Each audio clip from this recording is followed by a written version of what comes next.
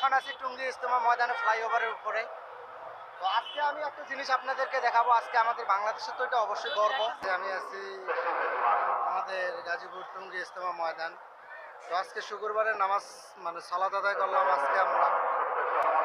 তো অনেক বড় জামাত, এখানে সবাই আসছে সালাত আদায় করার জন্য, আমরা আসছিলাম। তো আর একটা কথা বলে রাখি, এখানে আমার লাইভ চলতেছে। তো ইনশাল্লাহ আজকে প্রথম পর্বের প্রথম দিন ইজতেমা, আগেও বলছি 3 পর্বে হবে। আজ থেকে শুরু হইলো প্রথম পর্ব, প্রথম দিন।